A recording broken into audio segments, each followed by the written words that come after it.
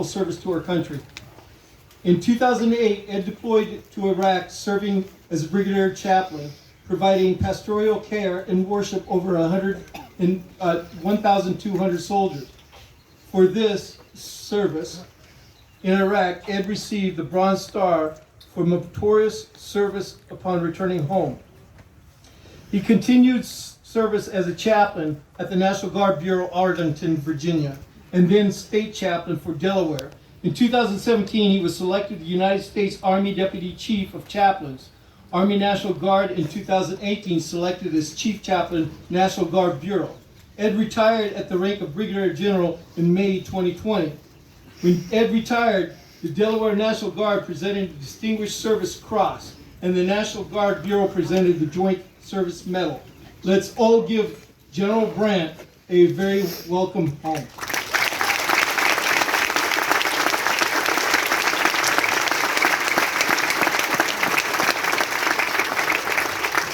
Chief, thank you so much for the introduction. You did not need to read all of that at all. First of all, I want to say a special thank you to the Gold Star families. Will you please stand? The sacrifice you have made.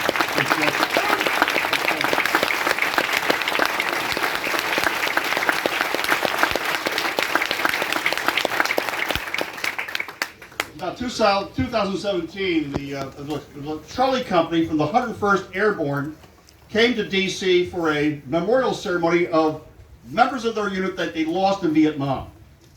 And I had the distinct pleasure of offering the prayer at their dinner and then meeting with them. Chief, would you move that flag? I can't see anybody with that flag. Thanks a lot. So I had the opportunity to say the prayer for this group of people, and then we made our way down to the wall in Vietnam. And they stood there, grown men, reaching up, touching names, and crying like babies. Wounds are raw, and they take a long time to heal. I think Abraham Lincoln had it right in his brief Gettysburg Address that he delivered on November 19, 1863. He said, "It is rather for us to be here dedicated to the great task remaining before us, that we here highly resolve that these dead shall not have died in vain."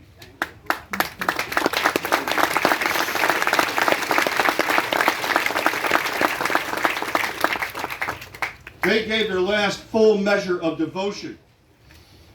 And our job, our task, is to make sure that these dead have not died in vain. If you go down to D.C., go up to D.C., go to the wall and see the names etched on the wall. And then you make your way to the Korean Memorial. These are like ghosts of freedom in the morning. And they haunt me. Because it's like the message, what are you doing for the sacrifice that I made for you? And what are you doing for all those 54,000 names etched on that wall? What are we doing to preserve the freedom that has been handed to us? There's a woman named Terry who lives in Kokomo, Indiana. Her son was killed in Afghanistan in 2004. There was nothing left of him. If you go to her pizza shop in Kokomo, Indiana, you will find a shrine made out to her son. Every day she goes to work. Every day she sees that shrine.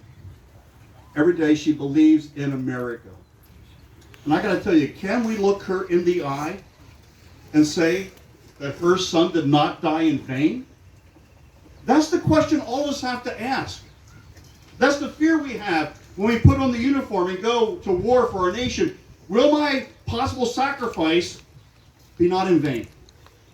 We all want to make a mark in the world, make a difference with our life. And the greatest national sin in my eyes would be for the lives of men and women being given, not appreciated, not making a difference, and to be in vain.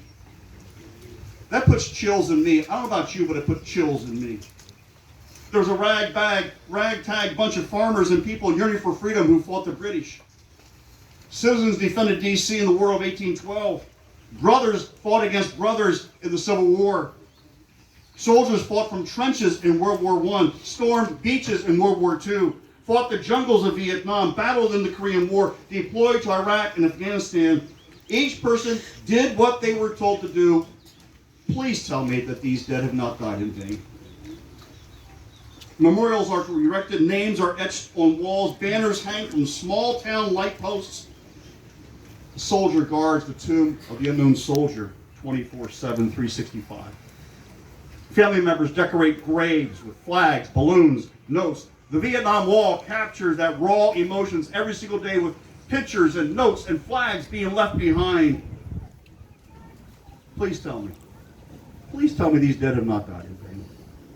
They fought and defended an ideal that lives on, freedom and liberty that people yearn for around the world. People want to come to this country.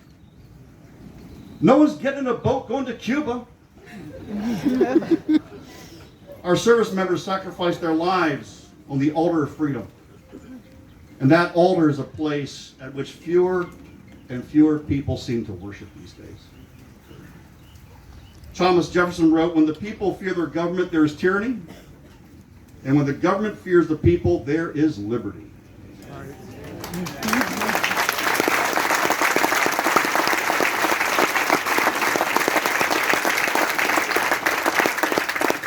And somewhere in the mix of all this, believe it or not, there are military chaplains. Chaplains nurture the living, care for the wounded, and honor the dead. The story of the four chaplains is an iconic story of service and sacrifice. The USS Dorchester was hit by torpedoes in the North Atlantic on February 2nd, and it sank on February 3rd, 1943. And as it began its icy descent into the frigid waters, four chaplains, one Catholic, one Jewish, one Reformed, and one Methodist, gave their life vests to other people who did not have them. The names of these four chaplains are forever memorialized. Lieutenant George Fox, Methodist; Lieutenant Alexander Good, Jewish; Lieutenant John Washington, Roman Catholic; and Lieutenant Clark Poling, Dutch Reformed. One witness, Private William Bednar, found himself floating in oil-smeared water surrounded by dead bodies and debris. "I could hear men crying, pleading, praying," Bednar recalls. "I could also hear the chaplains preaching courage. Their voices were the only thing that kept me going." Another sailor, Petty Officer John Mahoney, tried to re-enter his cabin. The Rabbi Good stopped him. Mahoney, concerned about the cold Arctic air, explained he had forgotten his gloves. "Never mind," Good responded, "I have 2 pairs."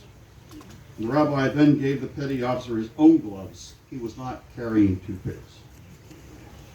And as the ship went down, survivors could see the 4 chaplains, arms linked, braced against the slanting deck. Their voices could be heard offering prayers. There is no greater love than this, that one give their life for another. That's the stereotype of a chaplain that should be exemplified by all chaplains. And over the course of our nation's history, a number of chaplains have given their lives in service to our country. The World War II Army chaplain Lawrence Lynch, Roman Catholic, a member of New York's Fighting 69th, was killed while serving communion under fire from a fatally wounded soldier.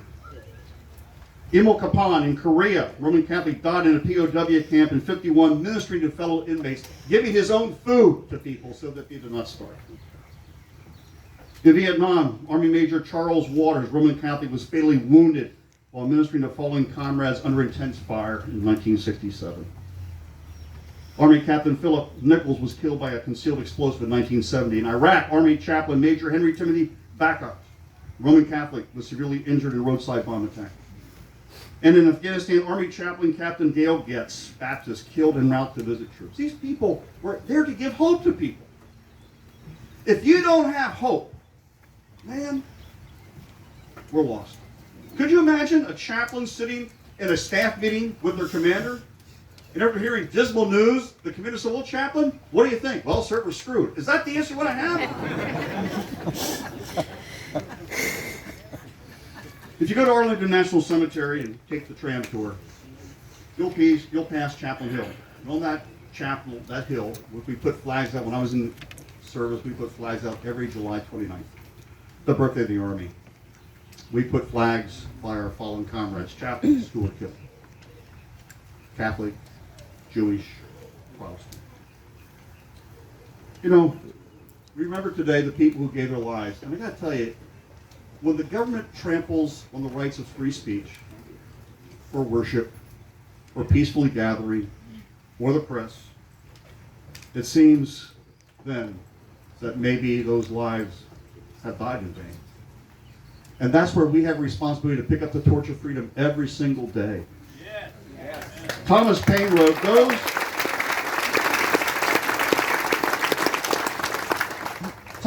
wrote, those who expect to reap the blessings of freedom must undergo the fatigue of supporting it.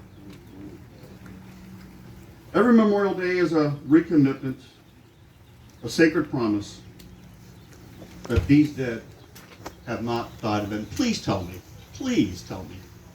that these have not died in vain.